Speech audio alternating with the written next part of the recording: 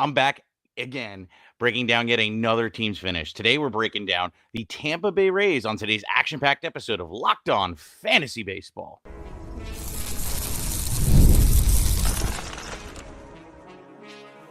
You are Locked On Fantasy Baseball, your daily fantasy baseball podcast. Part of the Locked On Podcast Network, your team every day. Hello, fantasy baseball fanatics, and welcome to the Locked On Fantasy Baseball podcast, brought to you by the Locked On Podcast Network, your team every day. As always, we are your number one source for fantasy baseball knowledge, and thank you for making us your first listen each and every day. As always, please leave us... I apologize. This is a great show. As always, we are your number one source for fantasy baseball knowledge, and thank you for making us your first listen each and every day. I'm your host, Matthew Ane. You can find me on Twitter, X, or whatever you want to call it, at Matthew_Ane. Guys, please leave us a 5-star rating and review on Apple or Spotify or wherever you may listen. And if you're watching on YouTube, please click the bell below to subscribe to the channel and give you a notification every time we drop a new episode. Also, guys, if you want a little bit more than what we offer on this 30-minute podcast, check us out on Subtext and become a member of the Diamond Club. You'll get a whole hell of a lot more than what we offer in this 30-minute podcast. So check us out. You can start the season with a big return on FanDuel. Place your first $5 bet and you'll get started with $200 in bonus bets guaranteed. Visit FanDuel.com to get started today. And guys, welcome to the first ever live show. I'm pretty hype. This is going to be fun. I'm not even going to lie. This is something I just wanted to give it a shot. It's pretty cool to just have, people here watching live for once. So yeah, let's get in it. If you guys have any questions, if there's time at the end, I might answer some questions. So stick around. But I do want to get into it, and I want to talk about the Tampa Bay Rays as a whole. And we'll start breaking down the good, the bad, the ugly, everything else under the sun, and what 2025 is going to look like, right? So, because that's what we're really here for, is to see how can we prepare for next year. And let's start off with just their season, right? They finished with 80 and 82, which is, pretty surprising for me. They won games they shouldn't have towards the end of the year, after I thought they ripped apart the team, and, the team just didn't look as good as it should have. And, but that's just Tampa for you, right? Like, they always figure out a way to win, and it's interesting in a lot of ways. Like, hey, boom, they figure it out. It's just a great organization as a whole. But they did make some moves this year. They traded away Randy Arozarena. They had some injuries. They had some guys come back off the IL, and essentially wasn't really able to pull together over a 500 or even pull off a 500 win season.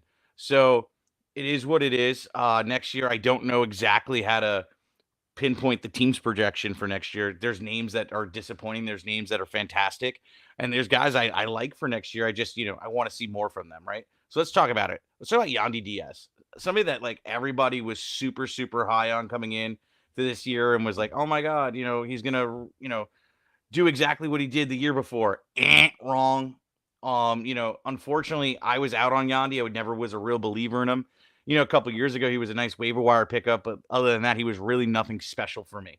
His 2023 campaign was fantastic, where he had 95 runs, 35 doubles, 22 bombs, 78 ribs, and batted .330, which was fantastic. But, it was just, it just didn't sit right. That was a career year at age 31. I couldn't buy into it.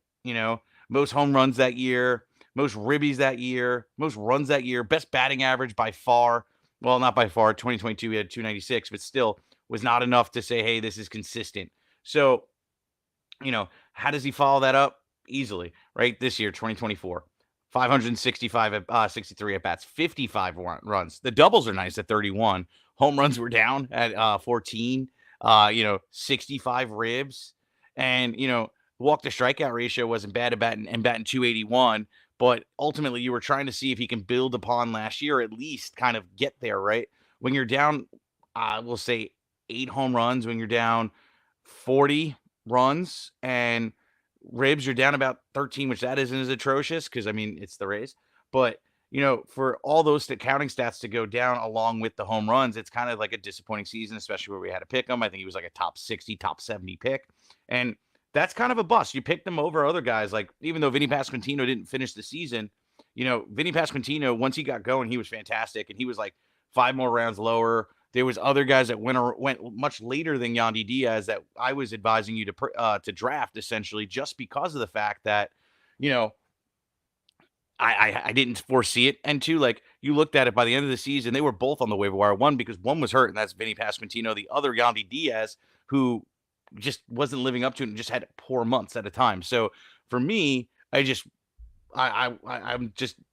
sorry to say I told you so. And for next year, he's going to be way down in the mud in terms of, you know, draft priority for me. I'm not even going to touch him with a 10-foot pole. And I guarantee a lot of people won't. They'll feel the burn. They'll understand where they went wrong at an age 31 breakout and just be like, I bet I'm out. We're going to move on. But I'm going to move on to this next guy, kind of more of the future, the hope for this team. Do a complete 180 on how we're talking about, and that's Junior Caminero. And Caminero is big prospect, finally got the call. And I feel had a decent stint, right? 165 at bats, 15 runs, 9 doubles, a triple, 6 bombs, 18 ribs, 2 stolen bases, batted 248. Had 11 walks to 38 strikeouts, which is pretty nice. An OBP of 299, a slug of 424, and an OPS of 724. Like, Caminero did have a pretty nice little campaign, I would say, because those are great stats for a guy getting like his second chance, I would say. Not his first, because his first time out was in 2023 and honestly didn't look pretty. But, the second cup of coffee he gets, he's kind of able to take advantage of it, and I'm liking it. A little bit of the inside baseball of like what he did on the underlying stats was like his average exit velocity, even though it was in that short period of time, was 89.7 miles an hour. He was barreling about 11.8% of the time, creating hard contact about 45.7% of the time. And, the other stats were a little bit on the lower side of like, ex-WOB at 300, ex-batting average at 240, slug it at 408, those kind of things. And he was whiffing and chasing a little too much, but that's to be expected with a rook. But what I'm gonna expect from him next year is that step forward. Get the full off season, get the full adjustment that, hey, the mentality, I saw the big league talent. How can I adjust? What are the changes I need to make to develop my career?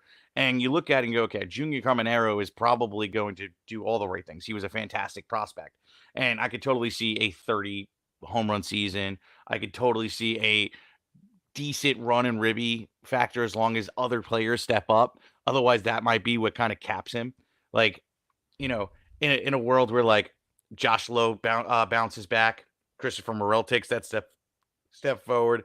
The other Lowe on that team kind of takes a step, stays healthy essentially, and other players contribute like Caballero and all that. Then maybe there's a potential for ribs and runs. But other than that, I mean, that might be where it hits. But I still don't think he walks away with anything less than like 80 and 80 and 30.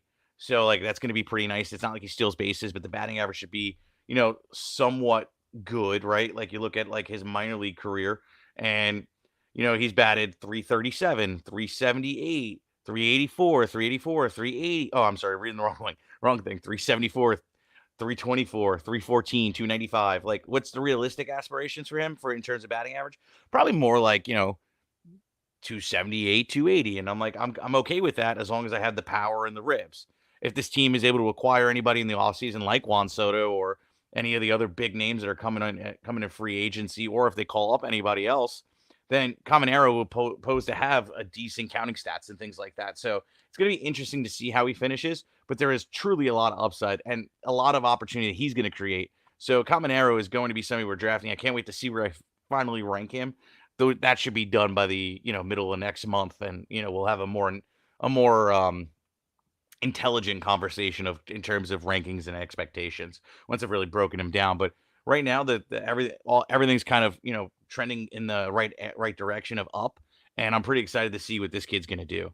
Coming up next, I got guys like Josh Lowe and Christopher Morel, and then talk about possibly some of those starting pitchers for next year, where I could possibly see me having them ranked, what my expectations are, and things like that coming up next.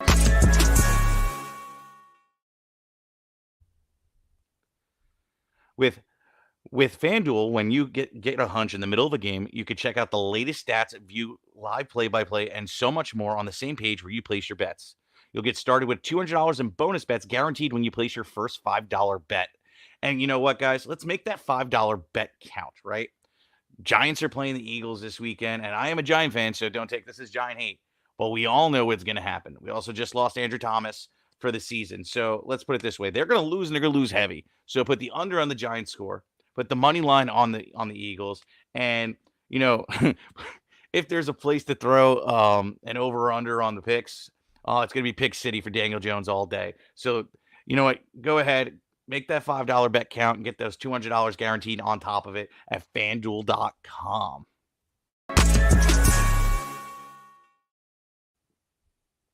Are you watching Fox Sports and ESPN on your TV all day? Have you had to turn down the volume with all that shouting? Make the switch to Locked On Sports today, a free 24/7 streaming channel programming for you every day to bring you the biggest stories without all that screaming. Locked On Sports Today brings you can't miss analysis, opinions, news, streaming 24/7 on YouTube or free on the Amazon Fire TV channel app, part of the Locked On Podcast Network, your team every day. Introducing the Locked On Fantasy Baseball Podcast Diamond Club on Subtext, your ultimate fantasy baseball companion. As this offseason unfolds and you're getting ready for 2025, you're going to want to hang out and check us out. Hop in there, get our rankings, our dynasty rankings, our prospect rankings, our sleepers, breakout, busts, so much more. Plus, you can ask us questions on dynasty trades, keeper questions, all that wonderful stuff. Available, direct access to us. Check us out on there right now. It's links in the description below. And for signing up, you get a free 2 weeks. So check us out. All right, let's get back into baseball. Whole point we're here, right? And let's hop in and start talking about Josh Lowe. Josh Lowe, obviously started off the season hurt, didn't get to play a full season. And honestly, the season was kind of like on a rough side for him, truthfully. I had way higher expectations coming into the season. I had him ranked as a top 24, outfielder before, the injury. And I still expected him to return to glory at some point. It really just never happened. He had 353 at-bats on the season, 37 runs, 19 doubles, 2 triples, 10 bombs, 34 ribs, 25 stolen bases, which is pretty nice, but he batted a terrible, terrible 241, an OBP of 302, a slug of 391, an OPS of 693. So there's some bright spots in the stolen base categories, but the power numbers where I thought, it was going to be a little bit better. I figured he'd be like a 25, 30 stolen base guy. And I figured that's what we were going to see this year, if not a little bit better. And unfortunately, it just didn't happen. Injuries happen. Injuries kind of delay to start. Excuse me. Sorry. And, I think next year is going to be bright, but we're going to get him at a discount. I think that truthfully for Josh Lowe, it's going to be one of those things where, we just got to just tamper our expectations and just say, hey, let's buy into that dip. They always say in the stock or crypto, buy the dip. And that's what I'm going to do in Josh Lowe's stock. I'm going to buy the dip. I guarantee he'll be drafted as a top 36 outfielder versus a top 24. The hype is not going to be as much around him. And, we're going to be able to get a discount on him. So I'm all about Josh Lowe this season. I think that he's going to be a nice contributor, a nice OF3 that's eventually going to be, somebody that can finish, that has the upside to finish as a high-end OF2. I don't think that OF1 is really in the realm of, possibilities just based off of the team dynamic. And again, the counting stats, the same fear I have for Junior Caminero is going to be the same that I'm going to have for Lowe, where the runs and ribbies just may not be there because of the team dynamic. Now you put Lowe, Caminero, and Morel around the same area, and things could get better. But I need to see it first. I need to see how it's going to line up, who's going to go where. How I would do it personally is Lowe, Morel, Caminero. Or even, you also have Caballero in there too. So you don't really know where they're going to put him plus Lowe. So it's going to be interesting how they line these guys up and things like that. But I need to see the team not only stay healthy, but on top of that, produce. So let's see, because, this next guy, which is a perfect segue, is Christopher Morel. And he didn't live up to the hype at all. He was somebody that we were drafting at the end of drafts, and he was an industry favorite. And, quite honestly, when he started off the season with the Cubs before getting traded to Tampa Bay, it wasn't pretty. He still had 362 at-bats there, and he started off the season hot, but then really teetered off. He had 362 at-bats, 43 runs, 7 doubles, a triple, 18 bombs, 51 ribs, 7 stolen bases. The batting average was absolutely atrocious at 199, an OBP of 302, a slug of 373, and an OPS of 675, and that was just on the Cubs. So that was like through 362 at-bats. The next 173 at-bats, honestly, was ugly too. With only, 13 runs, 4 doubles, 3 bombs, 2 triples, 9 ribs, a stolen base, and was batting 191. Like, the batting average didn't improve. Now, I understand too, he's moving teams, they're human beings, but normally when you see a guy get traded, there's usually a little bit extra pep in their step, and they normally don't get the dip as if it's like an off-season move. He didn't have really the time to do everything. So, like, I figured I would have saw at least a little bit of improvement, maybe some, some fresh air and kind of like a rejuvenation of play for him, and it just didn't come. You know, what I, there's some bright spots of 21 home runs, but I thought honestly he had 30, 35 home run upside. It may sound crazy, but truthfully, like, you look at the pace he had last year to 388 at bats with 26 home runs in that time. You would have expected a little bit better. I would have expected the batting average to be about 240, 250, along with those power numbers. And, this would have been a lot different of a stat line and a lot different of a take if that just would have happened alone, let alone that I know he could steal bases. I figured he would have gotten about 10 or 11. And, the batting average wouldn't have mattered as much because he was able to produce on the offensive side of the ball, creating home runs and doubles and triples. And it would have, counteracted those kind of things. But unfortunately didn't happen. So Morel is somebody like I'll take like a late round, dart throw on, depending on where his ADP kind of ends by the time we're in draft season. But I'm not targeting him like I used to. He's definitely not going to be in my top 40, top 50, maybe top 50. Look closer to the 50 end in terms of like outfield rankings and things like that. But I'm not excited to draft him this year. He really was a disappointment all around for me as a fantasy owner for Christopher Morel. So I'm just, you know, done. Well, not really done, but enough to be like, yo, I'm not really going to prioritize him come draft season. But let's move on to pitching. This is the most exciting part about this whole team. Quite honestly, all but one I think will be drafted next year, and pretty decently priced as well. Like Shane McClanahan is finally coming back from TJ. We haven't seen him pitch in quite some time. I'm super excited because the kid was so talented. And I had such high expectations for him going into 2023. And, when he went down to TJ, it was very, very devastating for me because he was looking so good. He had a 3.29 ERA on the season through 115 innings pitched. He had 121 strikeouts, and he was touting about a 118 whip. And I think there was a whole nother level because you looked at 2022 with those numbers and, 166 innings pitched, 194 strikeouts. He had an ERA of 2.54 and an 0.92 whip. Now, obviously, I didn't think he was going to have another sub-2 ERA, but the 3.29 was kind of on pace of what I think we would have saw from like like in terms of like a mean, right? Like his average season would have looked like 3.29. I think was a fair expectation. The kid has great stuff, and the strikeout numbers were a little bit more on the downside in 23, but it was still there. And quite honestly, he would have finished. And we go into this season and coming into 2024, if he was healthy, he would have been drafted as a top 12 pitcher, no question, if not top 5 for me. And this year, I'm excited. We're going to get him at a little bit of a discount because of the unknowns. It's probably going to be slow starts. Pitchers coming back from Tommy John normally lose a little bit of the control, and they're not placing the ball exactly right and how you want it. But the strikeout numbers should still be there. The ERA might be inflated. I think he'll probably finish with like a 3.50, 3.65 ERA after everything's said and done. And we'll see a slower start, I believe, unless spring training proves me wrong. But ultimately, like I think Shane McClanahan is going to be somebody that I'm still probably going to draft as an SP2 or maybe on the borderlines of SP3. The kid has so much talent, and just everything about him just screams, I am going to be one of the best pitchers in baseball. He's not going to be, the Skeens level, but he's definitely going to be up there. We're going to be talking about him, Skeens, and a couple of these young guys over the next couple of years as top end, big 4, big 5 kind of players, and truly be, enamored by all their starts and things like that. I'm truly excited for all these guys. But McClanahan is definitely somebody I'm super excited for going into this season, just based off of the draft price. To be able to get him as a 2 or a 3 is going to be bananas. So yeah. Guys, coming up next, I got pitchers. I got more pitchers. I got Jeffrey Springs. What to expect from him? Taj Bradley, and Shane Baz. All great names, guys. You're gonna want to target in 2025, and you want to know what I'm predicting for next year. So stick around. We'll be right back after this.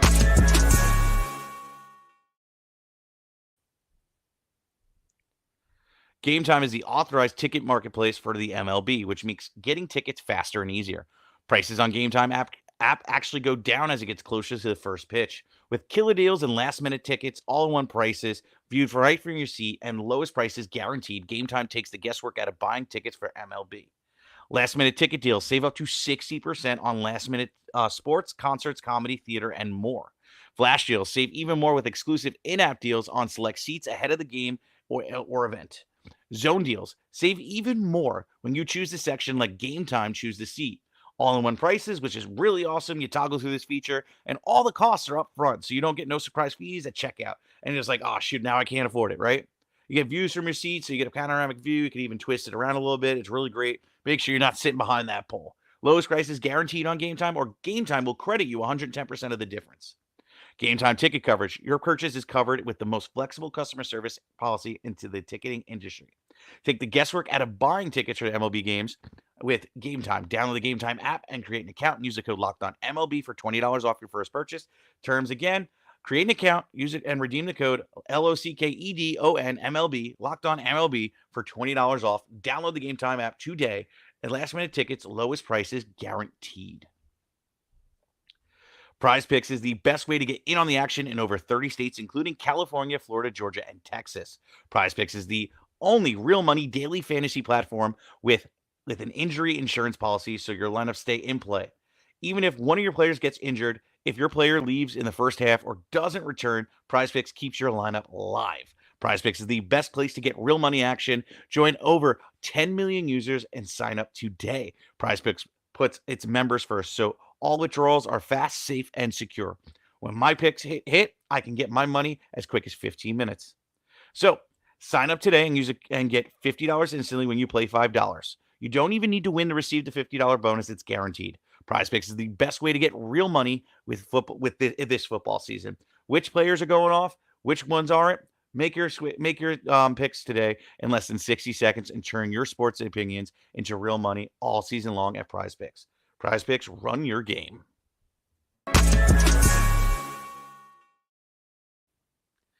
All right, we are back in it. I'm excited to finish off and talk about these last couple of pitchers. And this next guy, Jeffrey Springs, super excited for. Unfortunately, he went down to TJ the previous season, and he was killing it coming off of it. Yes, he's a little bit more on the injured side, but at the same time, man, when he's healthy, he's good. And I'm super excited for, the 2025 campaign. Yes, he's going to be 32, but my methodology when it comes to pitchers is they usually get better with age because it's more of a chess match up there versus guys hitting. Like you start seeing a little bit more of, the depletion of the natural talent and the natural physical abilities because it's just a different kind of game. Whereas like with pitchers, as long as they are able to manage their shoulder health and things like that, and elbow health, they'll be able to, be still just as dominant, even if they lose a little bit of the velocity because they're able to do different things with the ball.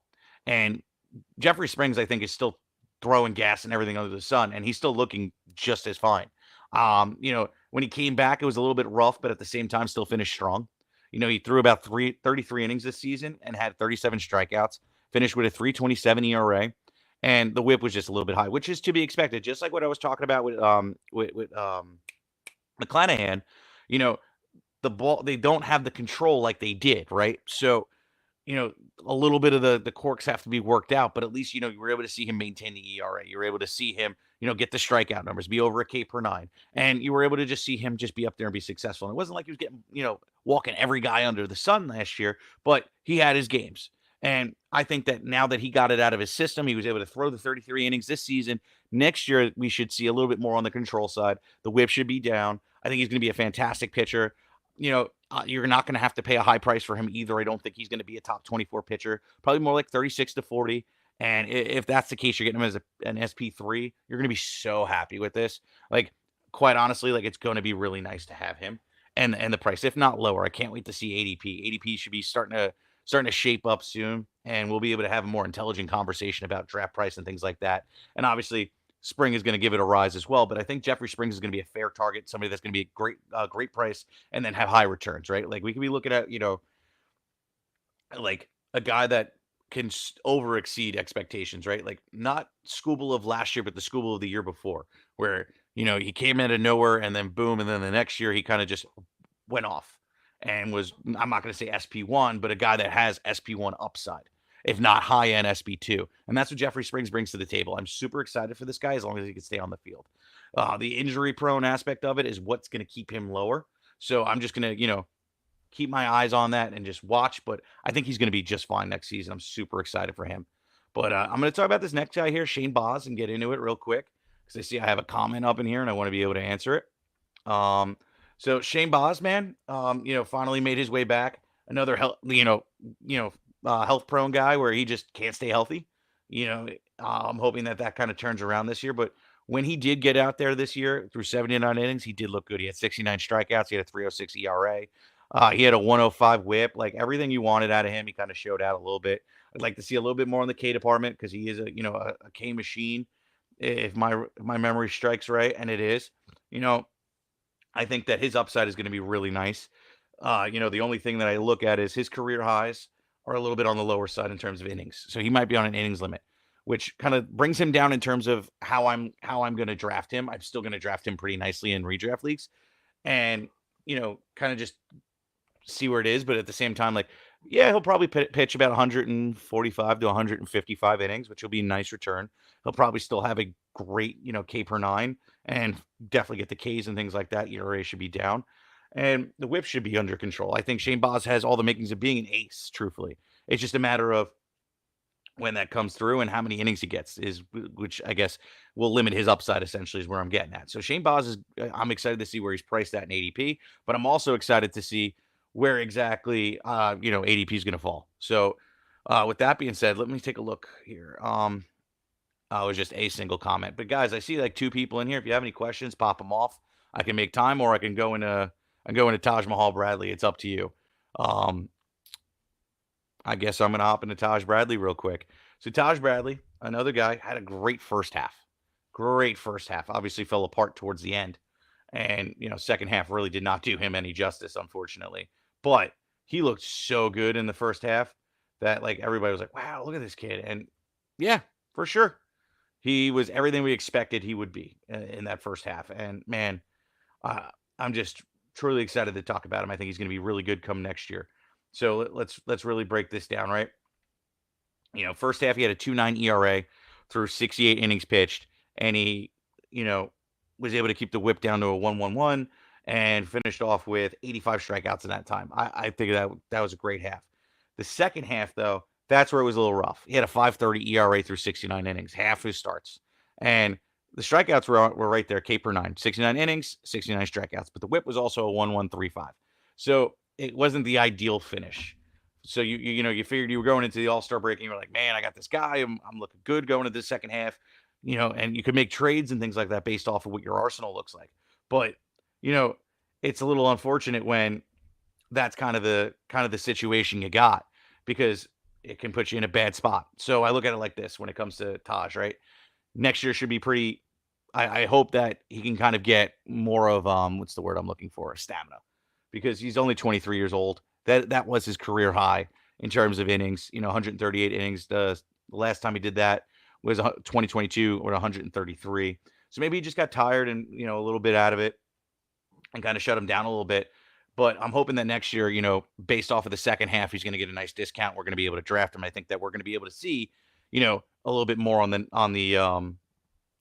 what do you call it? On the positive side and, create some positive return for us and be a good value. So I'm reading a comment here.